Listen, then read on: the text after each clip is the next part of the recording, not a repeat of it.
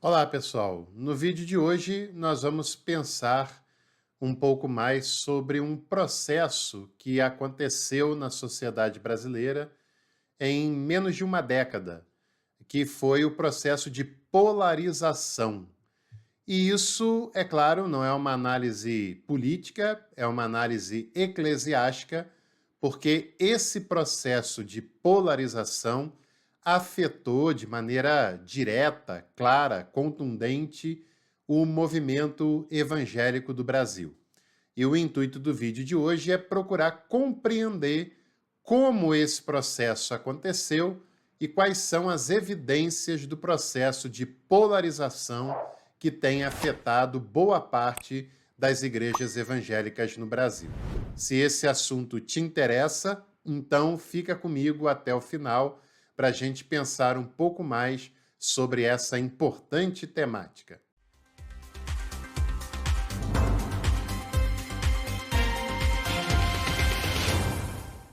Aproveito também para me referir a você que tem gostado do nosso conteúdo e que acha o que a gente produz por aqui algo relevante para a sua reflexão, para a sua fé, para o seu conhecimento. Considere a hipótese também de você nos apoiar. Tem a nossa chave Pix, pode se cadastrar na plataforma Apoia-se e pode também ser membro aqui do canal e ter acesso a conteúdos exclusivos. Escolha uma dessas possibilidades e participe conosco. Sua ajuda será muito importante. Bom, na última década, talvez até menos do que isso, né? Principalmente a partir de 2016, de 2017, e depois teve o auge dessa polarização, o ano de 2018, a sociedade brasileira tem passado por esse processo de polarização, que também é um sinônimo de um processo de radicalização. Como a igreja, ela faz parte da sociedade brasileira, na verdade, a sociedade inclui a igreja e não o contrário, né? A igreja é uma realidade menor do que a sociedade. A igreja também tem experimentado essa radicalização em suas fileiras, em seus discursos, em suas lideranças, inclusive. E esse processo ela não foi vítima, ela quis abraçar essa radicalização e essa polarização, pelo menos grande parte de lideranças envolvidas com esse processo.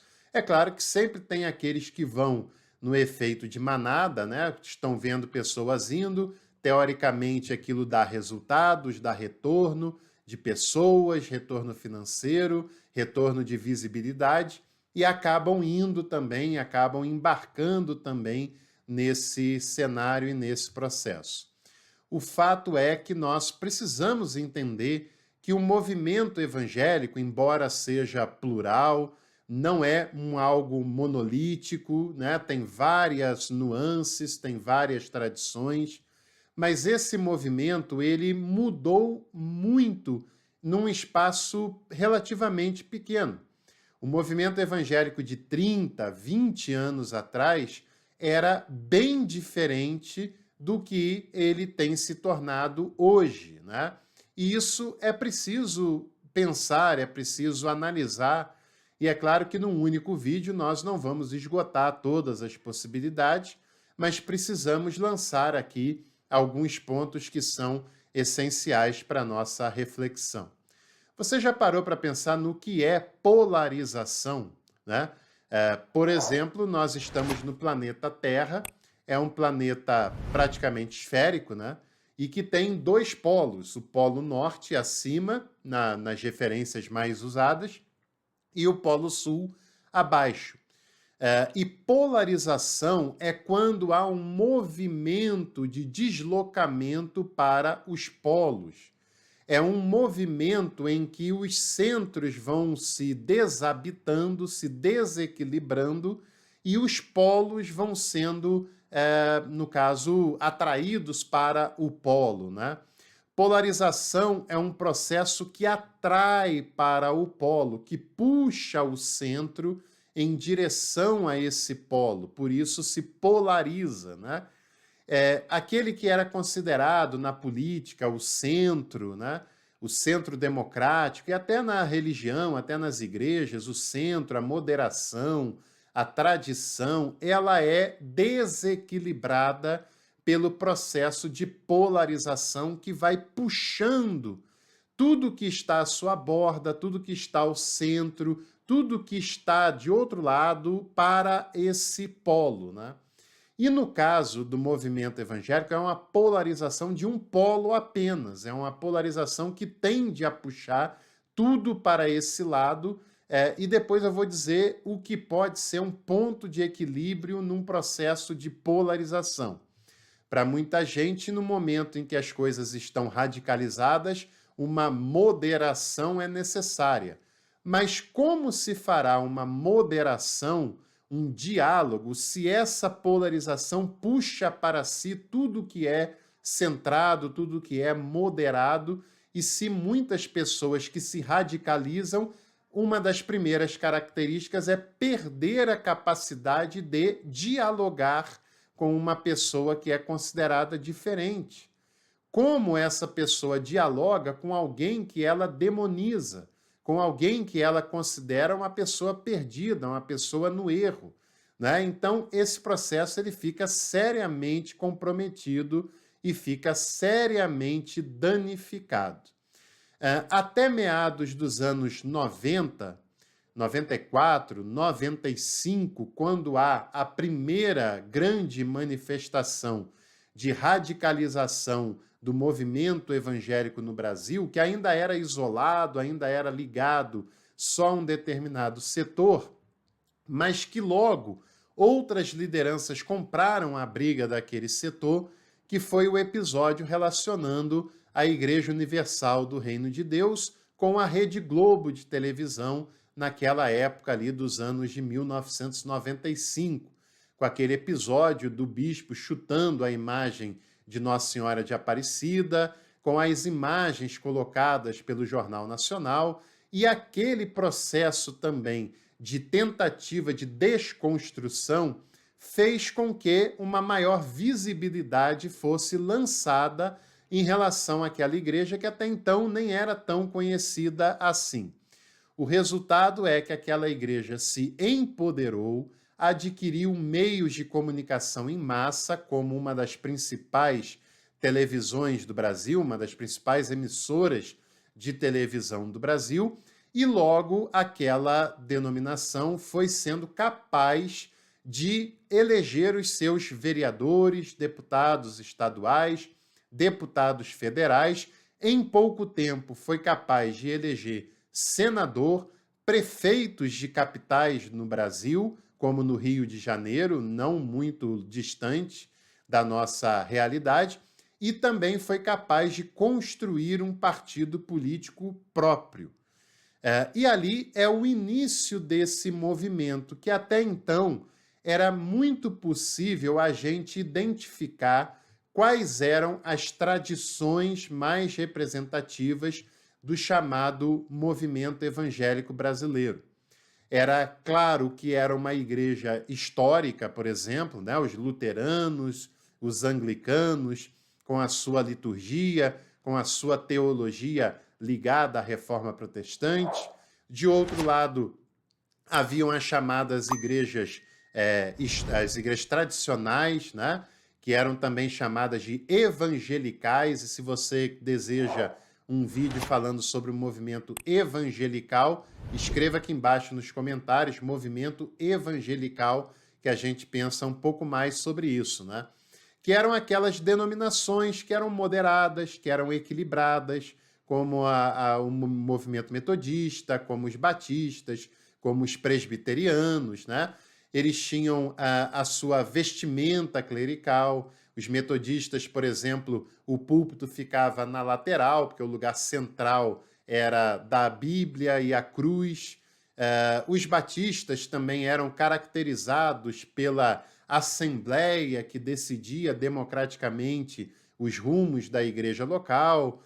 os presbiterianos por estarem muito voltados ao estudo, principalmente da teologia calvinista, né? E assim sucessivamente. Havia os setores pentecostais, principalmente capitaneado pela Assembleia de Deus, mas com várias denominações do pentecostalismo clássico, Assembleia, Congregação Cristã, do deuteropentecostalismo, Deus é Amor, Igreja do Evangelho Quadrangular e de outras denominações mais recentes. E havia ainda um quarto modelo, que eram os neopentecostais, de igrejas como a Igreja Universal, a Igreja da Graça, igrejas que eram marcadas pela teologia da prosperidade, pelo uso de veículos de grande porte de comunicação em massa, e as comunidades independentes, que eram igrejas identificadas com o movimento gospel, igrejas que não tinham ligações a grandes tradições, mas eram igrejas ainda pequenas, minoritárias, geralmente igrejas que foram abraçando desde o início modelo de crescimento de igreja. Na época fazia muito sucesso o G12, as igrejas em células, e esse era o quadro que não era tão difícil assim de ser precisado, pelo menos ali nos meados dos anos 90, até no iniciozinho dos anos 2000. Mas com a polarização e a radicalização, e aí lembre-se, polarização é quando tudo é atraído para esse polo, essas cartas foram totalmente embaralhadas e o cenário muda em 20 anos radicalmente do que esse lá do início do século XXI.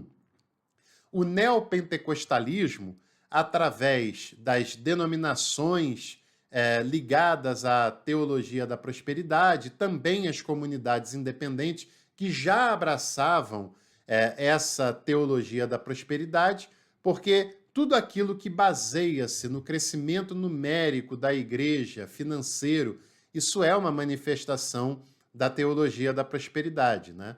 E esse movimento se empoderou financeiramente, se empoderou politicamente, e com esse processo de empoderamento, esse polo vai atraindo para si muitos outros segmentos, como lideranças pentecostais, tradicionais, em alguns momentos até históricas, vão sendo atraídos para esse modelo, porque teoricamente era um modelo que dava certo, era um modelo que crescia, era um modelo que aumentava a sua influência, e isso tudo chamou muita atenção.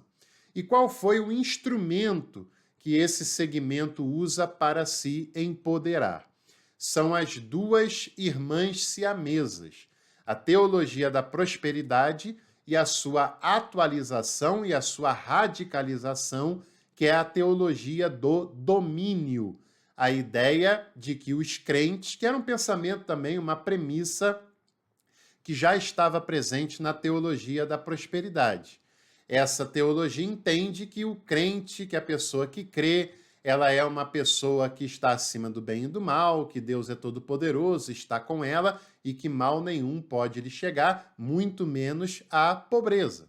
E a teologia do domínio entende que essa pessoa empoderada, que é filha de Deus, que Deus é todo-poderoso, ela deve influenciar todas as áreas da sociedade e construir uma sociedade cristã, uma sociedade baseada nos valores dessa proposta de empoderamento que é representado pela teologia do domínio, que eu já falei aqui com detalhes o que é a teologia do domínio. Depois você deve assistir esse vídeo também, que ele vai acrescentar bastante para você e para o seu conhecimento. Vou deixar na tela final.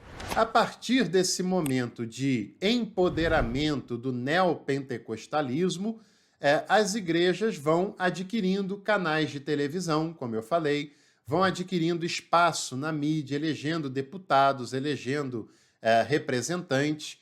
E um episódio também é marcante nesse processo, que foi a eleição presidencial de 2002, quando um candidato evangélico que usou isso como pauta na sua campanha, quase chega ao segundo turno da eleição presidencial de 2002. Tem uma votação muito expressiva, que chega a 17%, algo em torno disso, não vai para o segundo turno. A eleição é vencida pelo Lula na sua primeira eleição, em 2002, com o apoio, inclusive, desse candidato e de muitos setores do movimento evangélico que viram naquele apoio uma oportunidade de ter uma influência política maior. Esse processo é aprofundado até chegar no auge na eleição de 2018, quando o voto evangélico matematicamente foi o determinante para resolver aquele pleito eleitoral de 2018. Aquele é o momento maior da polarização de muitas dessas denominações, que também prossegue para as eleições de 2022, quando muitas dessas denominações fazem uma certa limpeza política nas suas fileiras e pessoas que não concordavam com aquele projeto de poder são perseguidas, cerceadas, silenciadas e até expulsas das denominações que elas pertenciam. E você também deve conhecer alguns exemplos desse processo que eu estou narrando aqui para vocês. Ao se empoderar as igrejas independentes, elas romperam com todo o resquício de tradição que ainda havia, com toda a moderação que ainda havia ligado a movimentos, né? E ao fazer esse processo de polarização, elas atraíram para si todo aquele chamado centro moderado. E hoje, por exemplo, não é mais possível identificar a teologia da prosperidade, do domínio, nessa ou naquela denominação, porque em quase todas as denominações se tem pessoas que abraçam esse estilo. Por exemplo, se tem igrejas metodistas, igrejas da Assembleia de Deus, igrejas pentecostais em geral, igrejas presbiterianas, batistas, que apoiam o movimento freestyle, o movimento das paredes pretas, que tem lideranças que já têm muita influência política, que já se empoderaram também economicamente e cujas pregações e dinâmicas de pastoralidade do dia a dia já não tem mais a ver com aquilo que essas denominações faziam há 20, 30 anos atrás. Já é um modelo de estilo livre, um modelo que tem tudo a ver com esse pensamento da teologia do domínio, né? E isso é importante se dizer, porque hoje nós temos ainda igrejas históricas que conservam a sua pregação, a sua doutrina, a sua liturgia, como as igrejas luteranas, anglicanas, que foram menos afetadas por esse processo, mas em todas as outras denominações tem aqueles que se mantêm naquela tradição, naquele propósito, naquele equilíbrio, naquelas raízes do movimento, sejam eles quais fossem, e outras igrejas dentro mesmo da própria denominação, outros pastores e lideranças que já se parecem muito mais com uma igreja neopentecostal, freestyle, de parede preta, por exemplo, né? Ou seja, esse movimento demonstrou, com o crescimento numérico, uma capacidade de se neopentecostalizar, que não pode ser desprezada isso, né? É aquela visão, aquela mentalidade triunfalista que já impregnou lideranças de diversas denominações, não mais apenas lideranças neopentecostais, como acontecia até uns 30 anos atrás. Ou seja, o tabuleiro foi completamente embaralhado, as cartas foram completamente embaralhadas e hoje não é tão claro dizer quem é quem diante desse jogo que está diante de nós no momento contemporâneo, né? A teologia do domínio e a teologia da prosperidade, elas não se resumem apenas a algumas denominações, elas conseguiram influência em praticamente todas as denominações inclusive conseguiram influências até no catolicismo. Tem até movimentações católicas que até vão nessa direção, embora tenha afetado menos do que no meio evangélico propriamente dito, né? As igrejas vão se tornando, com esse processo de radicalização, verdadeiros guetos. E agora não mais são igrejas voltadas para todo mundo, o que era sempre a proposta do movimento evangélico no Brasil até alguns anos atrás. Era uma igreja de pessoas pretas, de pessoas mais pobres, de pessoas sem muita escolaridade, mas eram igrejas na localidade, naquela comunidade, abertas a receber, a abraçar, a acolher qualquer pessoa que chegasse por ali e que quisesse o apoio da igreja. Com esse processo de radicalização, que é bastante típico também dos grandes centros urbanos, né? É claro que ainda há igrejas com esse perfil que eu acabei de tratar, mas cada vez mais as igrejas que se radicalizam vão se embranquecendo, vão se tornando igrejas de classe média alta e vão sendo cada vez mais igrejas voltadas à juventude, pelos motivos que eu já apresentei no outro vídeo, que eu vou deixar o card também para você acompanhar. E o que é mais grave, essas igrejas vão se tornando guetos que excluem determinados setores da sociedade. Entre numa dessas igrejas e diga que você é de esquerda, para você ver se você será acolhido em todas essas denominações. Em algumas igrejas, sim, ainda poderá encontrar algum tipo de acolhimento, mas em muitas você será visto como um inimigo da fé cristã que não pode estar ali naquele meio. Não é mais um meio de muitas pessoas da sociedade, não é um meio mais inclusivo e é um meio que se radicaliza através dos seus discursos. Para muitas pessoas, radicalização é só uma pessoa esbravejando e sendo violento, literalmente. Mas para ser uma pessoa radicalizada, não precisa nem aumentar o tom da voz. Quando uma pessoa que não se identifica com esse projeto e posição política é considerada uma pessoa inimiga, é considerada uma pessoa que defende pautas que não podem sequer estar presente ali naquele meio, sem dar a ela a legítima defesa, isso é uma radicalização. Não há hoje na sociedade brasileira setores que insistem mais do que dessas igrejas na inferioridade da mulher em relação ao homem. Qual é o setor da sociedade que ainda nega o ministério pleno da mulher e que ainda considera que a mulher tem que ser submissa ao seu marido porque ele é o cabeça e ela deve ser inferior a ele? É um discurso de radicalização, é um discurso que não enxerga a mulher no mesmo nível do homem, conforme o próprio Deus assim o fez. Também são setores, sem generalizar, mas essas que abraçaram e se polarizaram, que são muitas, infelizmente, de discursos homofóbicos, de discursos de intolerância contra as pessoas da comunidade LGBTQIA+. E é claro que discurso, ainda que fique apenas no discurso, gera e autoriza determinadas práticas de violência. E mesmo que fique apenas no discurso, o discurso também é uma manifestação de violência. Violência verbal também é violência.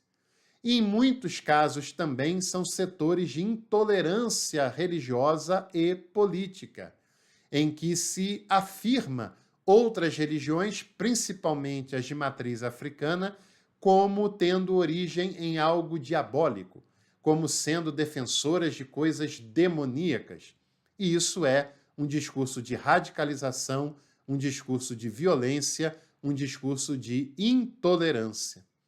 Agora, é claro que nem todo mundo assiste a isso de modo calado, né? E como que a gente pode reequilibrar esse jogo? Se houver uma contraposição a todo esse modelo que é abusivo e que muitas pessoas não concordam com ele. E não sou eu apenas que estou falando, já temos dados concretos de que hoje, entre os jovens que se declaram cristãos em grandes capitais como São Paulo, Rio de Janeiro, o número de pessoas que dizem não ter nenhuma igreja, os chamados desigrejados, é maior do que da maioria das igrejas evangélicas. Hoje em dia, se os desigrejados fossem uma denominação, eles seriam a segunda maior denominação do Brasil, rivalizando com a primeira e bem à frente de todas as demais. Esse é um cenário de que milhões, e não é exagero meu, milhões de pessoas não enxergam nesse modelo evangélico atual uma representante dos seus anseios mais profundos de espiritualidade e de vivência cristã. Se fosse 10, 20, 30 pessoas, talvez a culpa fosse delas, mas são milhões de pessoas que não se sentem representadas por igrejas que abraçam projeto de poder, por igrejas que querem determinar em quem as pessoas vão votar ou deixar de votar, que querem determinar as hierarquias das suas próprias casas e que insistem em discursos reacionários, em discursos ultraconservadores e em posturas fundamentalistas. Isso é para ser visto e essas pessoas que não aceitam se submeter a esses modelos precisam ser olhadas com atenção. Porque hoje também tem um fenômeno muito interessante que nunca tinha acontecido antes, que é o fenômeno dos evangélicos não praticantes, que até 30 anos atrás praticamente não existia. Enfim, o tema é profundo, tem muitas implicações, não dá tempo da gente terminar todo o assunto em um único vídeo, e a gente tem dado contribuições com outras temáticas por aqui também. E se você gostou desse conteúdo, deixa aqui a sua curtida, compartilhe esse vídeo e em breve a gente se encontra para mais um Café com Teologia. Até lá!